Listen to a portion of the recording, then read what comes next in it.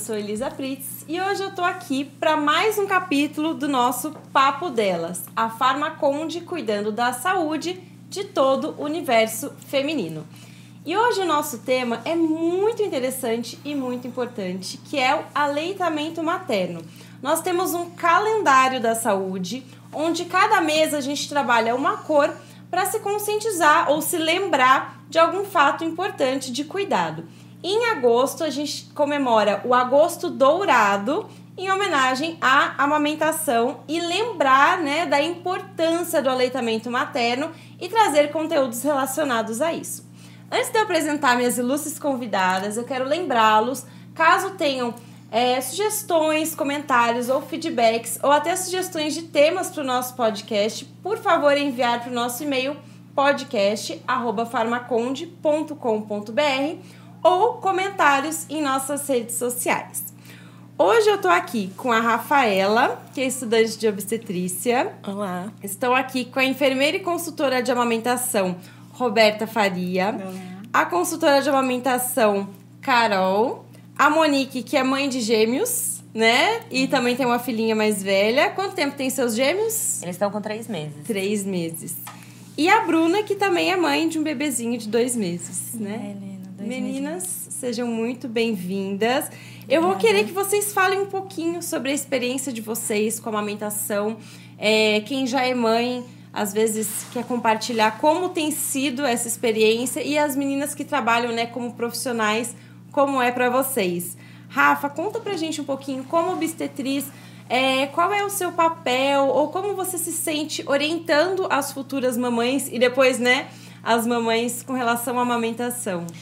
Então, eu faço obstetrícia na Universidade de São Paulo. Aqui no Brasil é o único curso de obstetrícia que a gente tem. Um diferencial que nós temos é justamente esse olhar integral. O que é isso? É quando a gente considera a pessoa e não apenas a gestação, por exemplo. Você entende que aquela mulher faz parte de uma vida, que é inserida num contexto, e tudo isso influencia na saúde dela. Então, nós temos diversas análises sobre como todos esses fatores influenciam na assistência à saúde. E a amamentação é uma delas. Então, a gente tem preparo técnico para auxiliar nesse processo do puerpério e até um pouco depois, né, de vida da mãe, da nova mãe e do bebê. E também um outro olhar um pouco que considera fatores emocionais, fatores sociais, entre outros, pensando na amamentação especificamente, né? Ah, que legal. É o único curso, então, no Brasil, é o da USP? Sim. Que legal. Que forma obstetrizes aqui, sim. Que bom. Carol, conta pra gente como consultora de amamentação e mãe de duas, né? Uhum. Eu sou enfermeira neonatal, consultora de amamentação, já trabalho com duplas desde que eu me formei. Na verdade, me formei em final de 2008 e comecei a trabalhar na maternidade de um hospital de São Paulo. Em 2016, eu me mudei para cá e fiquei exclusivamente com a consultoria de amamentação. E em 2019 aconteceu a melhor coisa que poderia acontecer para as mulheres que passam por mim, que eu me tornei mãe. Que aí muda muito o nosso olhar, nossa assistência, né? Então, em 2019 nasceu a Clara, que está com 3 anos e 3 meses. E agora, em 2021, nasceu Catarina, no final do ano. Eu amamento as duas ainda, né? Então, a Clara com 3 anos e 3 meses e a Catarina com 7 meses hoje. Então, amamentei Clara em livre demanda, amamentei grávida, passei por todos os tabus da amamentação, né? A lactogestação, que é amamentar grávida, aí depois, agora a amamentação em tandem, que é amamentar 2 crianças de idades diferentes. Então, muita coisa aí. Bom que sem querer você ganhou uma bagagem para poder compartilhar com as suas clientes, né? Com as pessoas que você orienta. Isso é bem legal. E hoje eu trabalho com orientação para gestantes, né? Orientação do pré-natal, de amamentação, a consultoria de amamentação e também com desmame. Ah, que é bem importante também. Não só o amamentar, mas depois como, né, ir parando ou passar para uma nova fase. Monique, conta pra gente um pouquinho da sua experiência. Você já era mãe e agora você é mãe de gêmeos também. Isso. Meu primeiro contato com a amamentação, né, foi com a Helena. Ela tá com 4 anos. Ela já saiu do centro cirúrgico ali no meu peito. Foi muito prazeroso para mim dar mamar para ela, amamentar. E quando eu tava grávida dela, foi a minha maior preocupação. Assim, eu não me preocupava com o parto, eu me preocupava se eu conseguir dar mamar. Era a minha maior preocupação. E aí conseguimos, fomos até 2 anos e meio dando mamar pra Helena. E porque eu que quis parar, porque senão ela ia continuar. E agora com os gêmeos. Então, os gêmeos é muito desafiador, assim. Eu também tinha essa preocupação da amamentação. E você tá dando mamar pra um, tem outro pedindo. Às vezes vai os dois juntos, às vezes não vai. Mas a gente vai cada dia evoluindo, assim, com o nosso jeitinho. E tem momentos que eu acho bom dar mamar pros dois ao mesmo tempo, tem momentos que não. Mas a gente vai se encaixando, assim, atendendo as necessidades deles também, né? Porque tem hora que às vezes os dois querem, então a gente tem que dar um jeito. O bom de os dois ao mesmo tempo é que aí depois você tem um intervalinho dos dois ao mesmo tempo. Você não tá sempre amamentando. Só que é ruim que depois os dois choram juntos, geralmente. Sempre e aí é um pouquinho complicado. Sempre tem os prós e os contras. Né? Depois você vai contar um pouquinho mais pra gente desses desafios. Roberta, que é enfermeira e consultora de amamentação. Conta um pouquinho sobre você pra gente. Sou, né, enfermeira, consultora. Eu costumo dizer para as minhas clientes que antes de falar o que eu falo, né, com elas, eu vivenciei, né, mesmo na amamentação da Maria. Maria tem 3 anos e Tereza tem 6 meses. Acabou de fazer 6 meses, quase igual a colega ali. Mesma distância, né? E assim, todo mundo fala, então você foi tudo bem, foi tudo certinho. Não, porque eu não era consultora antes. Eu fui me tornar consultora em amamentação no início da pandemia. Porque 2 grandes amigas precisaram de ajuda. E naquela loucura, elas mandaram mensagem para mim, falando, olha, eu tô assim, sensato. Só que assim, na faculdade, a gente tem um básico. Né? Você não sai de lá pronta para auxiliar isso. E naquilo eu fui tentando ajudar do jeito que dava. A gente foi conseguindo até certo ponto, até que uma falou para mim, por que você não faz um curso de consultoria? Então, através de uma amiga que precisou de ajuda, eu fui fazer. Então, assim, com a Maria Vitória, é aquilo que a gente fala, eu errei tentando acertar, né? Que você faz um monte de coisa errada, não tem como. Maria mamou até 3 anos também, assim como ela, amamentei grávida, com um monte de gente falando, não pode, que é isso, tá roubando o leite do nenê, que não tá roubando o leite, só que assim, a sociedade não entende. Igual assim, eu atendia as minhas clientes de barrigão, então em vez de elas focarem no que eu tava ensinando, elas ficavam assim na barriga, sabe? Eu falava assim, você amamento, nossa, mas e o neném? Não, tá tudo bem com o neném. Então assim, a sociedade ainda hoje tem esse tabu, sabe, de ver uma mãe grávida amamentando, quando o neném nasce, de ver amamentando o recém-nascido e o mais velho, né, fica falando que tá roubando o leite do bebezinho novo. Gente, não tá roubando nada.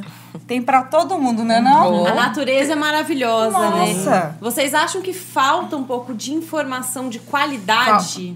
Sim, porque com pitaqueiro certeza. tem um monte, né? É assim, às vezes a informação tá ali, só que a pessoa passa o dedo e vai para outra. Né? Não para ler. Que assim não tem? Hoje tem. Tanto de coisa hoje nas redes sociais, a gente acha que amamentar é instintivo. Mas na verdade não é. Amamentar é cultural. Sim. Então é só perguntar para nossas mães, nossas tias, nossas avós, quem amamentou, quanto tempo amamentou. Sim. Eu escutei a minha avó falar, ai, nossa, meu peito vazava leite, mas não sustentava.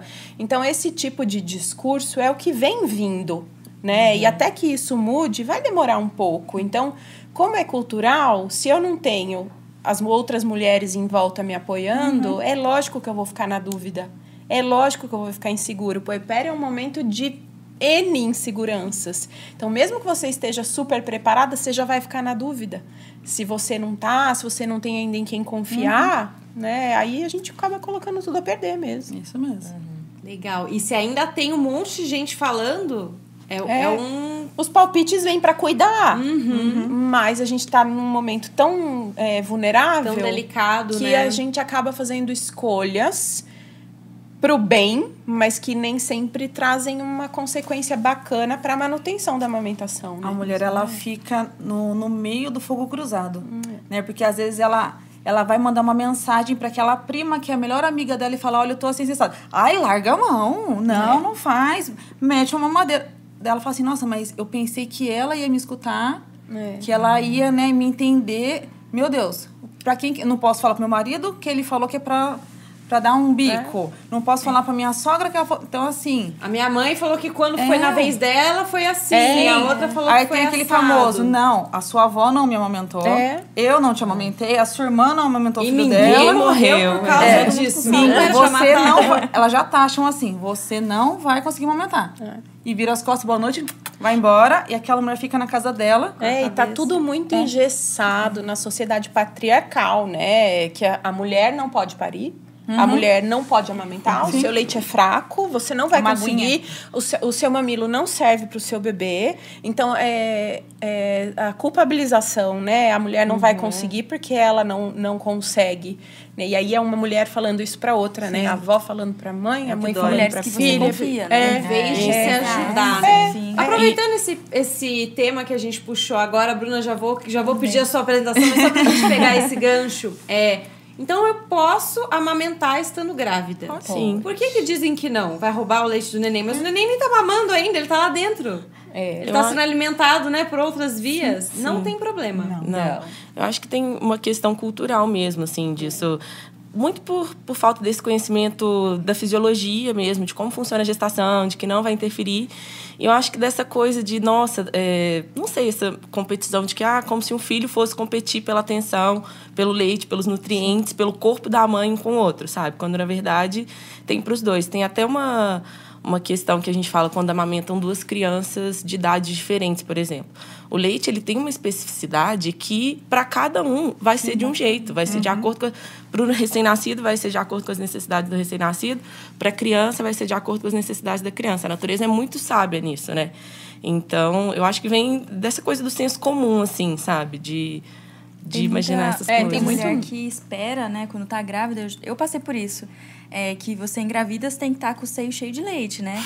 E aí eu lembro que uma vez na academia, trabalhando, uma senhora chegou e falou: nossa, barrigão, mas você não tem leite, né? Tão pequenininho, peito. Não tem que ter ainda, né? Esse tamanho. O neném vai estar tomando meu leite ainda. Você já tá vendo aqui? Você tentou mamar?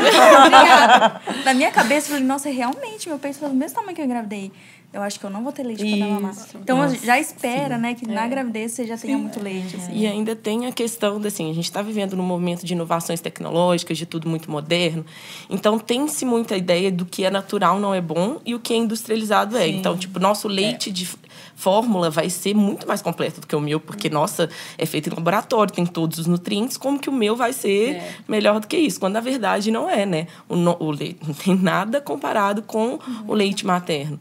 Ele é muito mais completo, muito mais nutritivo do que o leite fórmula. Vivo, né? Exatamente. E o industrializado, ele é uma réplica, né? Se a gente pode chamar assim, do que seria o produzido pelo corpo. É o melhor possível que a indústria conseguiu chegar para um substituto do leite humano. Caso precisam, né?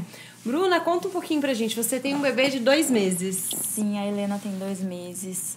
A minha experiência com a amamentação é única, né? Eu sou personal trainer. E eu conheci a Roberta, que me salvou, na verdade, nesse período. Porque eu tava no meu puerpério e eu não estudei nada sobre a amamentação.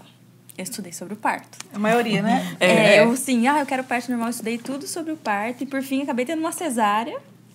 E aí eu falei, meu Deus, vou amamentar. Achei que fosse uma coisa muito mais simples do que foi.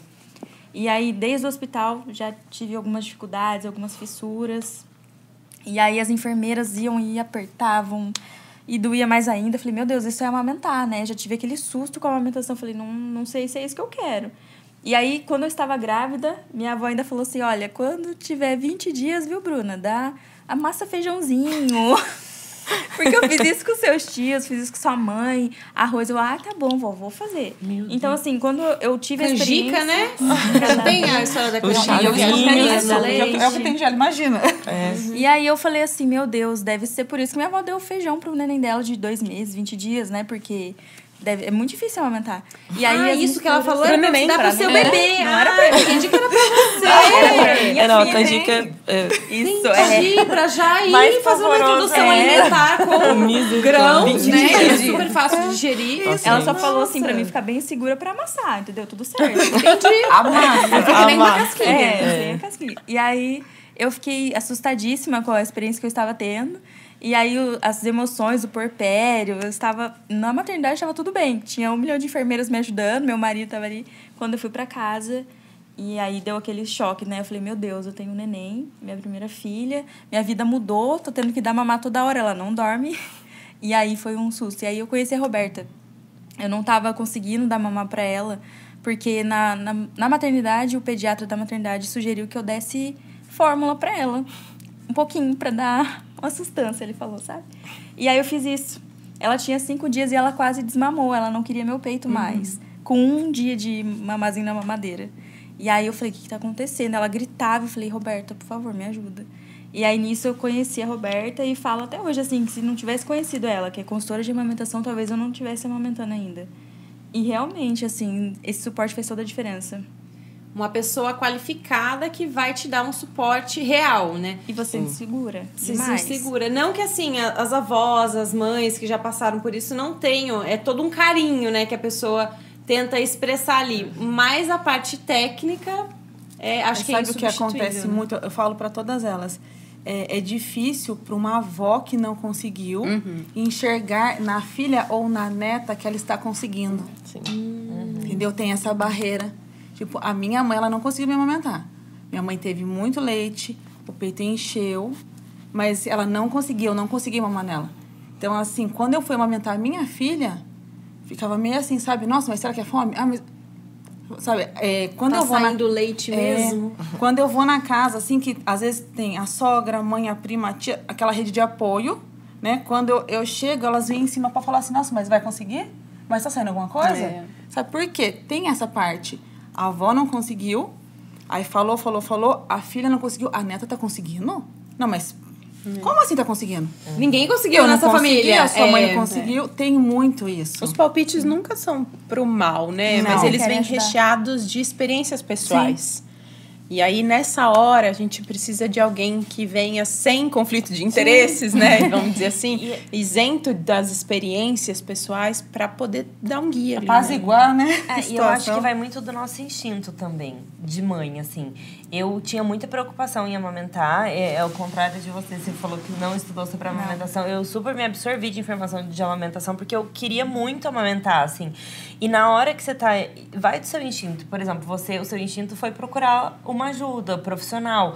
Às vezes você tá ali, você tem o instinto de acolher de uma outra forma, de fazer uma outra pega, de colocar em outra posição, que isso vai te ajudando e você vai testando, E assim, eu complementei a amamentação dos gêmeos com fórmula. Hoje, agora, eles não estão comigo, estão com a minha sogra e eles estão lá com fórmula se precisar, entendeu?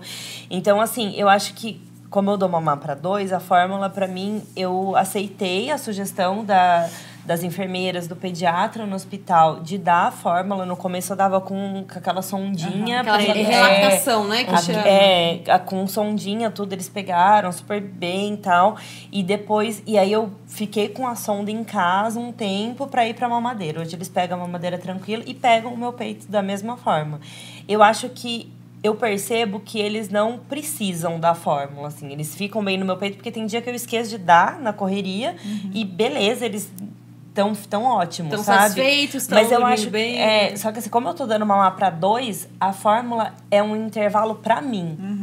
Não é para eles. Eles precisam de mais. Não é isso, de mais nutrientes, de mais alimento. Não é isso. Eu vejo que a fórmula é uma folga para mim. Assim, é o meu momento de ter um tempo ali. De conseguir no banheiro. De conseguir tomar banho. E assim como a Rafaela falou, né? Que ela estuda o ser humano como um todo, né? Você não é apenas mãe, você também é profissional. Exato. Você tem um relacionamento, você tem relacionamentos com os amigos, você tem... Às vezes você precisa daquele seu momento e tudo bem também, né? Se tá dando certo, cada um vai ter o seu... Cada mãe e filho tem uma relação única.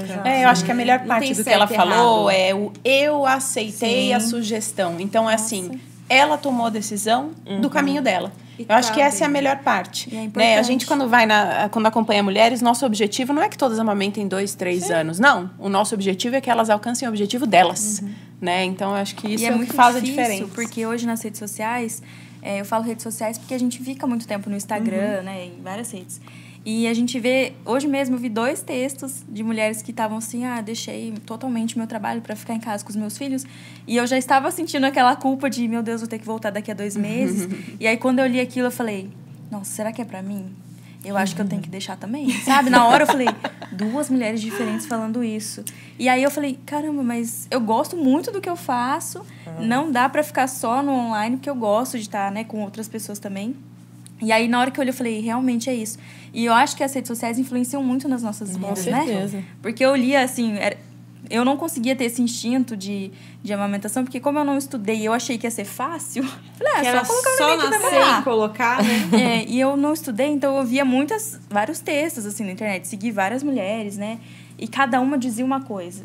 Tinha mulher que super apoiava a amamentação, e aí uma falava que era pra fazer dessa pega, a outra era... Então eu falei, meu Deus, tô fazendo errado? Tô fazendo certo? Não sei o que tá acontecendo. É muita informação. Cada um tem o seu certo, né? Eu imagino, exato. apesar de ter um padrão médio, né? Cada um tem o seu certo. E a gente tem um dado aqui da OMS que o tempo médio de amamentação da mulher brasileira é apenas de 54 dias. Mas a gente tem a premissa de que durante 6 meses o aleitamento materno deve ser exclusivo, sem água, sem chazinho, sem suco, alimentos pastosos, né? O feijãozinho amassado. A não ser que o bebê precise de fórmula por algum motivo. E como que a gente lida com isso? Se a gente teria que amamentar 6 meses e a média é de 54 dias, como que fica esse déficit? Carol, como que você enxerga isso, né, com as suas clientes, com a sua experiência? Eu acho, Elisa, que o que mais interfere nesse desmame precoce, né, eu acho que o principal fator é a expectativa com relação ao comportamento do bebê. Então, quando eu escuto assim, eu estudei muito sobre amamentação, eu estudei muito sobre como funciona a produção de leite. Se você não tiver uma clara expectativa alinhada do que esperar de um bebê recém-nascido, tudo você vai achar que é fome, né? Então, vira e mexe, minhas gestantes falam assim, então o bebê chora por fome, frio e fralda? Eu falo, não, gente, o bebê chora por Tá vivo. N motivos. É a forma de Ele comunicação fala, dele. Chora por saudade da barriga, chora porque tá de roupa, chora porque tá com saudade do barulho do coração da mãe, chora por um monte de coisa. Se tudo a gente for atribuir ao leite que não sustenta, mas ele acabou de mamar e tem que mamar a cada 3 horas. Mamar a cada 3 horas é discurso da indústria. Né? O tempo de esvaziamento gástrico de um bebê que toma fórmula é de 3 a 4 horas, mas o leite materno é muito mais rápido. Então, eu acho que o grande X aí desse dado é o desencontro de expectativas, é a falta de informação real sobre o que esperar de um recém-nascido. Que ele vai chorar sim, ele vai querer colo sim, né? Isso é o normal. Tem bebê que não, mas o comum, o normal é querer ficar junto. Então, quando as mães têm a ilusão de que ela vai amamentar 20 minutos, o bebê vai dormir 3, 4 horas, ela vai seguir a vida dela, e qualquer coisa que aconteça nesse meio do caminho, se ele chorar é fome, ela vai oferecer chupeta, mamadeira com fórmula. E não que esteja certo ou errado, mas essas escolhas de maneira desinformada podem levar à consequência do desmame. Não hoje, mas talvez daqui 30 dias, né? Porque vão acontecendo interferências na amamentação que a princípio podem parecer invisíveis, mas que vão levar ao desmame. Aí fica aquela coisa do, amamentei até 8 meses, largou meu peito sozinho. Aí você vai puxar um pouco da história, usou mamadeira na volta ao trabalho e tá tudo bem, mas não é o sozinho, porque crianças que desmamam sozinhas, desmamam de fato por volta de 2 anos e meio, 3 anos. Né? Então, Quando eu acho já que tem um entendimento melhor daquele ato. De preferência, um desmame gentil, né? É. Quando tá fica tudo bem pra mãe, pra ela não ficar com aquilo pilhando a cabeça, porque deve ser insuportável pra uma mãe, né? Ficar com aquele pensamento toda noite. Nossa, minha filha não tá mais mamando, mas ela está dormindo. Meu Deus, ela não me quer mais. Não. Tem que, da mesma maneira que a gente faz ser gentil a amamentação, tanto pro bebê quanto pra mãe, que é difícil, gente. Não é assim, nasceu, vai mamar. Não. Mas tem que ser gentil também o desmame. O desmame. Tem que e ser. tem a interferência quando a mulher entra em trabalho de parto naturalmente, independente se ela vai para um parto normal ou um parto cesárea, de quando ela agenda uma cesárea? Tem essa diferença hormonal? O corpo demora para entender? Sim, tanto é que, na maioria dos casos de cesárea, a descida do leite costuma demorar um pouco mais do que a do parto normal. Porque o que acontece? A gente tem a ocitocina, que é conhecida como hormônio do amor. Ele desempenha diversas funções na gestação e na amamentação também. Mas quando a gente pensa no parto, né, na verdade, é um hormônio que induz o trabalho de parto.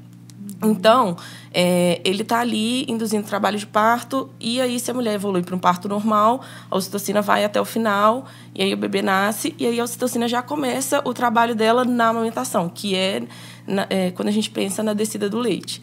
Na cesárea, principalmente se a mulher não passou pelo trabalho de parto, a ocitocina, muitas das vezes, ela vai ser aplicada de forma industrial, que não tem o mesmo efeito que a ocitocina que o nosso corpo produz. Ela vai ter o efeito só de parar, de evitar uma hemorragia, por exemplo. Então, todo esse trabalho da ocitocina começar a ser produzida para chegar no leite, aí o bebê vai precisar nascer, aí a gente fala, né, do contato pele a pele, que aí começa esse estímulo da produção de ocitocina para o leite descer. Então, provavelmente, numa cesárea, acontece de demorar a descer um pouco mais por causa disso. Essa demora pode ser até quanto? Dias. 5 dias? Até dias, assim. Normalmente não chega a isso tudo, assim. Mas, geralmente, fica em torno de horas. Mas, assim, pode chegar Mais a do dias. que 72 horas, a gente já considera retardo na pojadura, né? Na descida do leite. E além desses fatores que ela muito bem colocou, a gente tem outros fatores do parto medicamentoso, e aí não só o medicamento, mas os fluidos também, o soro que a mulher recebe, tudo, podem levar a um inchaço também do mamilo e da areola, né? A gente incha extremidades. Sim. Então, mamilo e areola também são extremidades, o que dificulta a pega do bebê e dificulta a amamentação. A separação entre mãe e bebê também atrasam o início da amamentação e podem levar a um atraso na descida do leite e podem impactar aí na amamentação. Sim. Eu tive as duas experiências de parto, né? Tive a minha mais velha, que tem 4 anos hoje, foi parto normal. Ela saiu ali do centro cirúrgico, tudo mamando no meu peito. E os gêmeos foi cesárea. E eles também saíram do centro cirúrgico no meu peito, assim. Não sei se eu tive sorte. Sim. Mas eu consegui, assim, tranquilo. Senti um pouco mais de inchaço. Esse inchaço que você falou agora me veio na cabeça, porque realmente com os gêmeos eu senti que eu tava um pouco mais inchada. Foi um pouco mais difícil. Não sei também se foi porque eles nasceram menorzinhos, né? Gêmeos nascem um pouquinho menor, e aí a boquinha é um pouquinho menor também. Mas ali eles me senti privilegiada agora. Conseguiu, nas duas porque os dois diferentes. eles já conseguiram mamar assim de primeira, após o parto. E por você ter tido uma história de sucesso também na primeira amamentação, né? A sua segunda gestação aumenta aí o número de células secretoras de leite, e aumenta a tua chance de sucesso na segunda. Não que seja certeza absoluta, né? Olhando, você já tá segura, porque você já conseguiu, né? Já passou por isso. Esse fator também psicologicamente, você já tava mais assim, ok, eu já amamentei, agora são 2, mas tudo bem, vamos lá, eu já sei como já deu certo uma vez, do que uma pessoa que teve uma o que é experiência negativa. Né? Igual eu tava falando, por exemplo, a mulher, ela se prepara, não, fui pro hospital, tá lá com contração, tudo certinho, tem doula, tem todo mundo. E não vai. Aí o médico fala, precisa ser cesárea. Aí acontece entra com medicação tudo e põe pra mamar, não tem leite. Aí a mulher já fica, e agora? Porque assim, na cabeça dela já estava se preparando para um parto normal, natural, na bola, em qualquer lugar. Eu tenho algumas clientes que passaram por isso, sabe? E é igual ela falou, são assim, 40 minutos, 1 hora, escutando ela. E se qualquer um que entrasse na casa dela, contava a mesma história. Eu me preparei para o parto normal, eu estava lá na bola, eu estava no chuveiro, e fui para cesárea. É assim, fica falando aquilo o tempo todo. Então, assim, de tanto a mulher ficar relembrando isso, esse sonho que ela queria ter vivido e não conseguiu, atrapalha a amamentação também. É uma frustração. Atrapalha. É um bloqueio enorme na cabeça da mãe. Porque ela vê o neném, ela fica, então, mas era para você ter nascido de parto normal, você nasceu de cesárea. Então o leite não desceu, né? Eu tive uma experiência muito, entre aspas, comum no começo, né? Quando a minha filha nasceu, foi parto cesárea. Eu não entrei em trabalho de parto, então foi agendado, tipo, deu o limite, vamos lá, vamos fazer, tudo bem, aceitei. Eu amamentei durante 1 mês Mas tinha leite, assim, ó, vazava, era uma maravilha. Ela mamava, ganhava peso. E com 31 dias, ela foi internada com infecção urinária, né? Ela teve um probleminha de saúde. E ela ficou 7 dias internada. Durante 7 dias, eu chorei de noite e meu leite secou. Fim, acabou a minha história da amamentação. Então, assim, a gente cria uma expectativa, né? De vou fazer tudo meu melhor, né? Eu não tinha comprado a poltrona de amamentação. Eu já até falei pro meu marido, nossa, a gente precisa comprar. Eu quero ter uma poltrona. Parará. E aí, quando o leite secou, e secou mesmo, não saía uma gota de nada. Eu falei, pronto, agora acabou. Assim, o mundo caiu, né?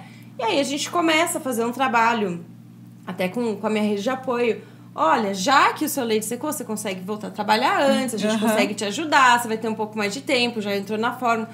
Mas foi um baque do tipo, tava tudo certo. Sim. Eu passei pelo pior, né? Que foi a parte das fissuras, eu tive uma consultora que me ajudou. Eu passei pelo pior e quando tava indo tudo bem, com 31 dias ela foi internada. E aí, acabou, né? Depois todo mundo ficou bem, tá ótima. Mas são expectativas que a gente cria e eu fico pensando, né? Se eu tivesse um segundo filho, eu ia ter medo de novo? Será que ia dar certo? É um pouco complicado pra mulher, né? Essa fase toda. Bruna, você contou pra gente que você tá quase voltando a trabalhar. E como é que tá a sua expectativa com relação à amamentação e o retorno ao trabalho? Em relação a isso, eu tô com um pouco de medo, né? A Roberta tá sempre ali respondendo as minhas dúvidas toda hora, na verdade. Mas eu tô com receio porque a Helena tá numa fase que ela mama bem. Ela mama muito, na verdade, agora, toda hora. Até esses dias, foi essa semana, eu perguntei, Roberta, é normal toda hora ela querer mamar, né? Será que ela tá com muita fome? Será que meu leite... A gente tem essa dúvida, se o leite tá sendo suficiente, porque é toda hora, né? Então, eu tô com receio, porque eu vou ter que introduzir ou o meu leite que eu vou tirar na bombinha, que eu comprei, eu tenho, ou a fórmula, né? Alguma coisa eu vou ter que introduzir no período que eu não estiver em casa. Então, eu tô com esse receio dela querer mais a mamadeira do que o meu peito. Mas eu falei, já combinei com meu marido, falei, olha, quando eu estiver em casa, vou só o peito, assim, sabe? Então, eu tô com receio, bastante receio, sabe? Em relação a isso, eu tenho, assim, uma facilidade, não sei como vai funcionar, mas acredito que falaram pra mim que tem 1 hora a mais, né, de amamentação. Eu não sei no meu caso, que são 4 horas de trabalho. Pela CLT, eu não tenho o número da lei aqui, mas as mães, enquanto o bebê tiver até 6 meses de idade, ela tem direito a 1 hora a mais de descanso durante o dia. Então, ela poderia entrar mais tarde, sair mais cedo, fazer um almoço estendido, dependendo do acordo com a empresa. Sim. Mas não sei, depende do contrato de trabalho, se você é ouriça e tal. Eu sou CLT também, só que eu não sei pela quantidade da minha carga horária, como, né? Então, seria, isso aí ainda vou funcionaria os intervalos para você poder amamentá-la, né? Um dos meus desafios é até a hora de dormir, né? Eu até comentei com a Roberta, a Helena, ela tá dormindo de 5 a 6 horas por noite agora, com 2 meses. E aí, quando eu acordo para dar mamar pra ela, assim, os 2 peitos estão, assim, bem cheios, assim, nossa, duro. E aí, ela mama um só o suficiente, ela dorme. Então, eu tenho que tirar do outro. Mas aí, quando ela acorda de novo, ela já quer mamar de 1 hora e meia, 1 hora e meia. Não é com um intervalo de 5 horas. E eu sinto que meu leite demora... Não sei, na minha cabeça, ele tá demorando pra descer pra ela. Por esse intervalo que ela tem feito à noite. Então, eu tenho medo até disso, né? Do intervalo da noite. O intervalo de que eu não vou estar em casa. Como é que o meu organismo vai reagir a isso, né? Então, eu acredito que esse seja um dos meus maiores medos, assim. O medo em cima do medo. Só medo. Um desafio, Como ela falou, só vai trabalhar, vai. Conta com a sua consultoria, né? Com a pessoa que está te orientando tecnicamente, com a sua rede de apoio e, né? Vamos lá, entrega que todo mundo, assim, né? Como diz, todo mundo já passou por isso e dá certo. Quando é com a gente, claro que a montanha fica muito maior, mas a gente tem que tentar encarar da melhor forma possível, né? E você falou sobre o bebê mamar a todo tempo. Qual é a diferença ou qual é o certo e errado com relação à livre demanda ou determinar os horários que o bebê vai mamar? Aí acho que as consultoras podem comentar um pouco melhor pra gente sobre isso. Começa aí, amiga. Pra gente, num mundo ideal, né, o que a gente sabe hoje sobre fisiologia da amamentação é que o bebê que mama quando quer, É o bebê que está mandando um recado para o corpo da mãe de quanto de leite que ele precisa. Então, eu gosto de usar um exemplo de caixa de ovos. Né? Então, se você compra 30 ovos na sua casa para usar em uma semana, mora você, seu marido, sua filha, e vão 30 ovos por semana. Se por acaso o seu marido vai viajar, e com certeza você não vai usar os mesmos 30 ovos na semana que ele estiver fora. Então, a demanda é menor. Você não vai precisar comprar os 30 ovos. Então, o que acontece com a produção de leite? Ela diminui, né? Então, o corpo funciona dessa forma. Toda vez que o bebê vem para o peito, o bebê manda um recado para o corpo da mãe de quanto de leite precisa produzir através de um acréscimo do hormônio que chama prolactina, que controla a quantidade de leite produzido, né? E a gente ainda tem um outro hormônio envolvido, que é a ocitocina, que atua no reflexo de empurrar o leite para fora do peito. Então, toda vez que o bebê vem para o peito, a gente tem a liberação da ocitocina se tiver um estímulo adequado, e o bebê vai receber a maior parte do leite daquela mamada naquele momento. Então, quando você fala que, eu sinto que o meu peito não está enchendo para ela, isso é uma impressão sua, tá? Porque o leite é entregue na hora que o bebê vem mamar. E ela fica super brava. Tudo certo, né? Ela fica tipo, assim, irritada. Daqui a pouco vai chegar o que a gente chama de crise dos 3 meses, porque muda a forma do nosso corpo entregar o leite para a criança, tá? Então, um restaurante que era self-service, chegou, se serviu, sentou para comer, vai começar a virar à la carte. Chegou, começou, tá demorando um pouco para vir essa comida, e aí vem, entendeu? O reflexo de ejeção. Vai mudar um pouquinho essa entrega do leite, tá? Mas, quando a gente permite que o bebê seja amamentado em livre demanda, a gente está passando a informação para o corpo da mãe da real demanda. Quando a gente põe chupeta ou limita mamadas e tal, o recado que está chegando para o corpo da mãe é um recado distorcido. Então, se o meu bebê quer mamar 20 vezes, 10 vezes eu dou o peito, 10 vezes eu dou chupeta, eu vou ter leite para 10 vezes, não para as 20 que o meu bebê está pedindo. Então, hoje a gente já sabe que amamentar em livre demanda é mais benéfico quando a gente fala em regular a produção. E o corpo vai se autorregulando também, todo dia, né? Todo dia. Ele tá pedindo mais, então a gente produz mais. Agora tá, que nem você deu o exemplo do ovo, né? Agora usou menos, né? Então da próxima vez eu vou fazer um pouquinho menos. E eu acredito que quando isso entre numa rotina com o horário de trabalho, não que você vá determinar os horários, mas que você sempre, eu vou oferecer antes de eu sair para trabalhar, acaba que entra no natural. Porque essa ejeção do leite, né, esse reflexo de ocitocina que esguicha o leite para a boca do bebê na hora da mamada, ele pode ser um reflexo condicionado.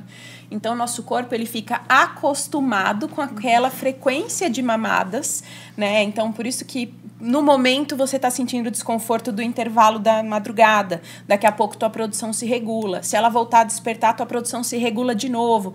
Toda mamada, a gente dobra a quantidade de prolactina no nosso sangue e na madrugada, nosso corpo faz uma conta rápida, vê quanto de prolactina que ele produziu nas 24 horas e libera para o dia seguinte. Então, a produção se recalcula todo dia.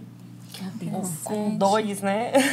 Com 2. E aí, a conta eu tenho dobrada? o Luca, ele mama menos e dorme mais, assim, que a Lara. E a Lara, assim, se deixar, ela fica o dia inteiro no peito, entendeu?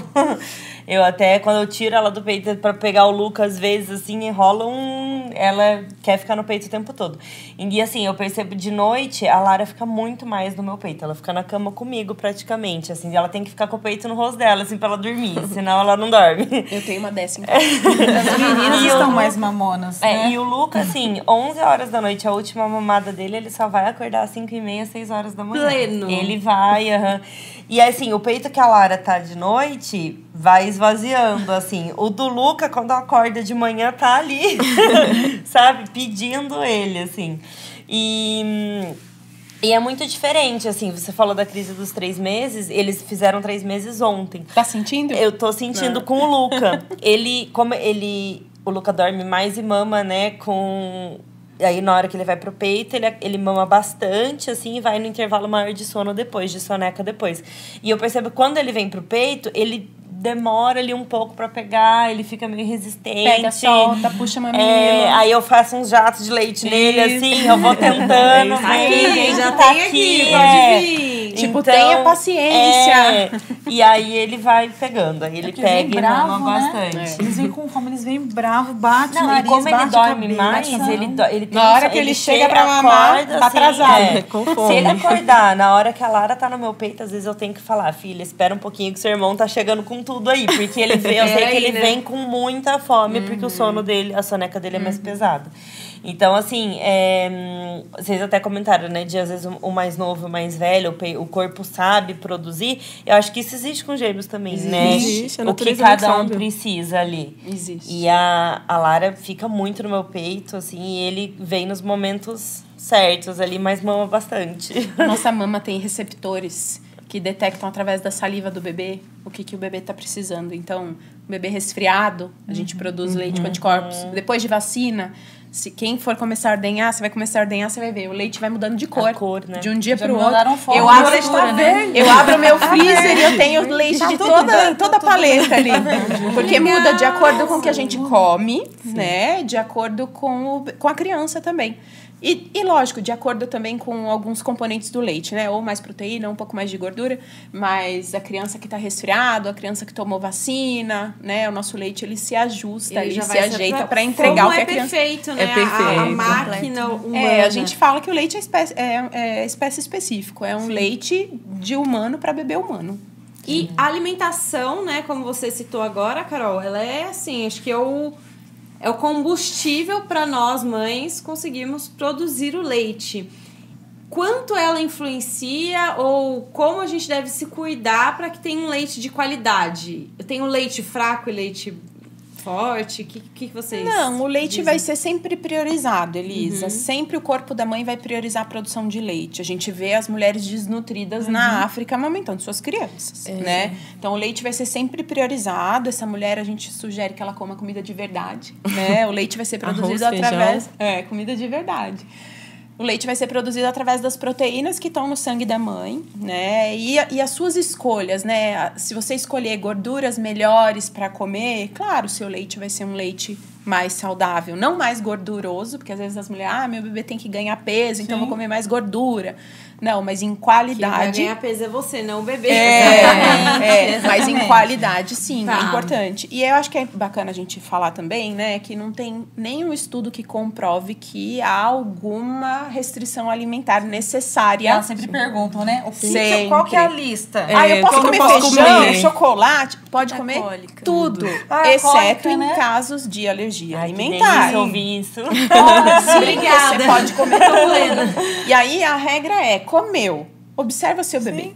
Se você acha, se você desconfia que rolou alguma coisa com o seu bebê, fica 15 dias sem consumir e depois consome de novo. Vê se foi aquilo mesmo. Né? Eu atendi um caso de uma mulher que não tomava leite e uma vez ela tomou uma vitamina de abacate, amamentando, né? Um bebê que eu estava acompanhando. E o bebê fez desconforto. Eu falei, tira da tua dieta. E depois você tenta outra vez. E, de fato, coincidiu, né? Mas a gente não pode dizer... O bebê muda tanto todo dia, né? A gente não pode dizer que foi o feijão que a gente comeu na hora do almoço. Amamentar já é tão difícil, ainda mais sem comer tudo que a gente quer. E às vezes algum outro fator externo também o fez ficar desconfortável naquele dia. Como você mesmo falou, né? Às vezes é uma roupa ruim, desconfortável, uma alergia cutânea, alguma outra coisa E o que... que é complicado é assim, Acarretou. nós temos a mulher que esteve grávida, agora a mulher que está amamentando. Ela tem que lembrar que ela ainda é uma mulher. Então, assim, quando você fala assim, você não vai comer isso, você fala, nossa, mas é o que eu gosto. Nossa, mas essa mulher, ela não pode se privar de comer tudo aquilo que ela gosta, porque senão na hora de produzir leite, não vai ter leite.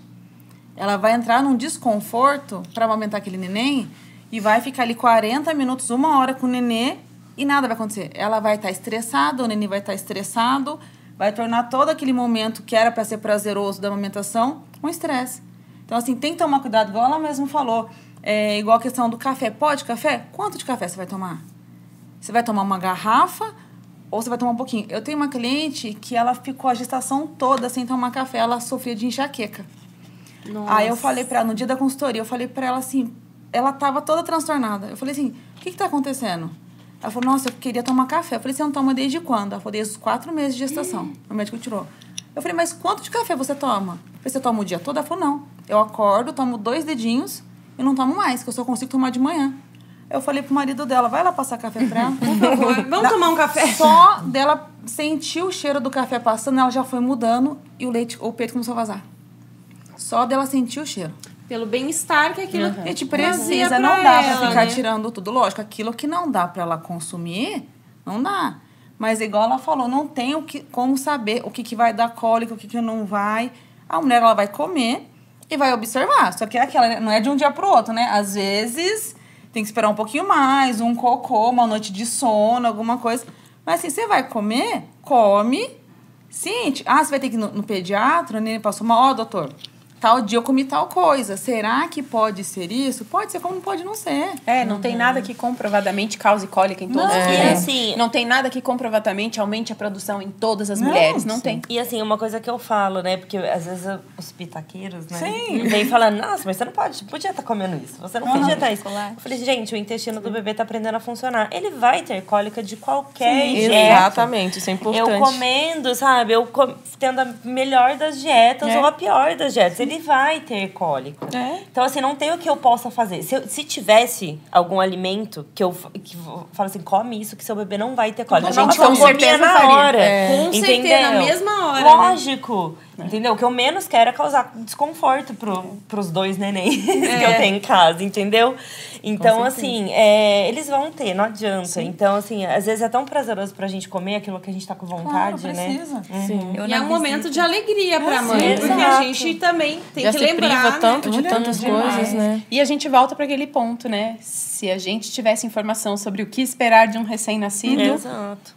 né? Estaria Entender que a cólica tudo pode bem. acontecer mesmo. Eu na visita, eu tive visitas depois que ela nasceu e 3 pessoas me levaram chocolate, sabe? Levaram a caixa de bombom e eu postei. E aí, na hora que eu postei, eu só postei a primeira, depois eu postei mais.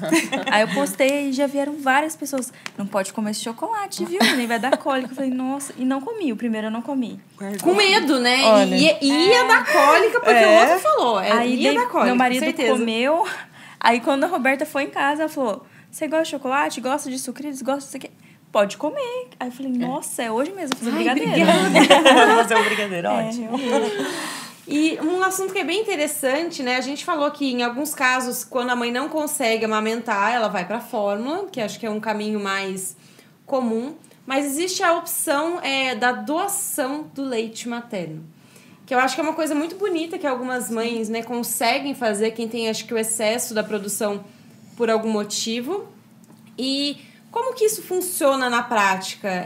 Onde eu posso doar o meu leite? Como eu posso doar? E quem está precisando, como ela pode receber esse leite materno? Eu sou doadora. Você é doadora? Sou doadora de então conta pra leite. gente como é. Primeiro, Maria Vitória, minha primeira filha, eu já tinha muito leite, mas eu não sabia como enviar esse leite para o banco de leite, então eu acabei não doando. Tereza nasceu, eu achei que eu tinha muito leite. Até que Tereza veio e eu tenho muito. Assim, a Tereza está com 6 meses, agora começamos a introdução alimentar e eu continuo com muito leite. Sai assim, eu falo para as meninas, tem mãe que o neném mama de um lado, eu preciso usar o coletor do outro, porque enche assim, 70, 90 ml que eu tenho que tirar, dar pro meu marido, ele põe no frasquinho, põe de novo e vai saindo. É assim, muita coisa, né? Então, assim, hoje eu faço doação aqui para São José, né? É super fácil, super tranquilo. A gente faz contato com eles, faz um cadastro. Nesse cadastro, eles fazem algumas perguntas bem básicas, tranquilas, e eles agendam um dia para ir na nossa casa. Em casa, eles entregam pra gente já o kit, né? Que já vem um frasco todo esterilizado certinho, com a máscara, com a touca, e tem as informações. Depois, até se alguém quiser, eu trouxe uns folhetinhos que eles Eu acho que é uma informação muito legal da gente compartilhar, né? Sim. Aí, eles explicam tudo certinho. E o mais legal, a preocupação que eles têm com o leite. Dentro do período que a mãe está fazendo as entregas, é agendado uma visita em casa, uma técnica, uma enfermeira vem em casa fazer coleta de sangue. Então, assim, tem um cuidado com o sangue, com o bebê, com aquele leite que está sendo doado, né? Porque, assim, não é só o doar. Porque fazem perguntas, né? Se você tem algum tipo de doença, se você teve contato com alguma coisa, mas a gente não está vendo o que está aqui dentro. Então, assim, o banco de leite, ele vai em casa, né? É feita realizada essa coleta de sangue e eles ligam pra gente informando o resultado e a gente fica com uma via também do resultado. Eu acho isso muito interessante. Igual a gente tá falando da questão da alimentação. A minha bebê, ela tá com 6 meses, com 1 mês mais ou menos, eu consumi um excesso de leite e derivados. Depois de 2 dias, ela passou muito mal. Ela vomitava assim, você via que não era jatinho de leite, não era um gorfo, era assim, era a água e o leite, separado. Aí, eu estudando, falando com a pediatra, eu falei assim, doutora, acho que é o leite. Então, assim, eu tirei leite derivado da minha alimentação, ela não teve mais nada. Então, assim, o meu leite, ele ajuda bebezinhos de mães intolerantes à lactose. Mães que têm... que legal, você já tem essa característica no seu leite. Sim, porque como eu tirei da minha alimentação, o leite vai para... Né, lá no banco de leite já tem ali o registrado, porque, assim, hoje... tem muita gente que não sabe, mas está tendo muitos casos de bebês com alergia, né? O que a gente diz alergia? Por exemplo, quem tem alergia a camarão. Se você não come camarão, você não tem alergia. Né? Se você come, você tem. Tem os bebezinhos que têm alergia, até a doutora tá ali para falar mais, e tem gente que tem a intolerância, né? Daí é um caso, às vezes, até mais grave e tudo. Mas, assim, o meu leitinho, graças a Deus, tá indo lá. E toda semana. E a mãe que precisar receber essa doação, ela vai até o posto de saúde. Faz contato com o banco de leite. Banco de leite. Bom, tivemos uma pequena interrupção aqui para um momento super bonito, né? Ilustrando o nosso... Você viu que eu falei que ela mama toda hora. O nosso episódio. A gente tem que respeitar a vontade do bebê, né? Que eu acho nada mais justo. Rafa, você como futura obstetriz, que recado ou... que mensagem você poderia deixar para as futuras mamães que se preparem para esse momento com relação a expectativas, enfim? Eu acho que é o que a gente está falando desde o início, que é buscar informação. Não só sobre o parto, mas também sobre a amamentação. Justamente por tudo que nós conversamos aqui. Essa diferença da expectativa com a realidade, o fato de não ser uma coisa instintiva, fácil. Então, a dica que eu daria é buscar informação. Hoje a internet tem muita coisa, tem muito material de qualidade disponível, assim como também tem algumas coisas duvidosas. Então, é sempre importante ter esse senso crítico, comparar os materiais, duvidar sempre de soluções fáceis, soluções mágicas, sabe? Que resolvam todos os seus problemas de uma só vez. E, claro, os profissionais capacitados para isso, né? Que eu acho que é uma excelente oportunidade, até para quem já está no pré-natal ali, pensando em se preparar, não deixar para pensar na amamentação depois que o bebê chega. É claro que tem coisas que vão surgir com a prática, com a realidade. Mas se você consegue se preparar, anteceder aí, com uma consultora de amamentação mesmo, por exemplo, já no pré-natal, isso já facilita muito, já flui muito o processo. Carol, em que momento que eu devo chamar a consultora de amamentação? Antes do bebê nascer ou a hora que já dá o problema, que eu já tô desesperada, descabelada? No mundo ideal, por volta de 32, 34 semanas, vale a pena fazer uma orientação pré-natal, tá? Tem problemas que a gente pode se antecipar, né, relacionados à mãe. Questões metabólicas, cirurgia da mama, tipo de mamilo, flexibilidade da mama, são questões que a gente consegue antecipar, não a solução, mas preparar a cabeça daquela mãe para o que pode acontecer. Tem outras coisas que a gente só vai saber depois que a boca chegar. Sim. Então, eu sugiro uma consulta no pré-natal com 32 semanas, uma consulta nas primeiras 72 horas e uma consulta ainda, se for possível, né, ainda dentro da primeira semana, depois da pojadura. Se não der para fazer essas 3, uma no pré-natal e uma dentro da primeira semana, logo que chegar em casa. Porque na hora que a gente tem a pojadura, muitos problemas podem acontecer. Às vezes, uma mamada que estava indo bem no hospital, com a mudança anatômica da mama da pojadura, começa a vir um monte de problema. A gente tem muito que avaliar. Tem boca do bebê para olhar, tem posicionamento do bebê para olhar, tem que avaliar a eficácia da mamada. Então, no mundo ideal, 32 semanas, primeiras 48 horas, primeira semana. Se não der nada disso, né? Vou esperar algum problema acontecer. Na hora da pojadura é uma excelente hora para ter uma visita de uma consultora de amamentação. Para já dar essa segurança, né, para todas as mães. Meninas, tivemos um papo incrível. Eu acho que a gente merece parte 2, parte 3, parte 4. Já ser uma série sobre a amamentação, né? Mas eu acho que a gente passou algumas informações bem importantes. Eu friso ainda a questão de buscar conteúdos de qualidade, né?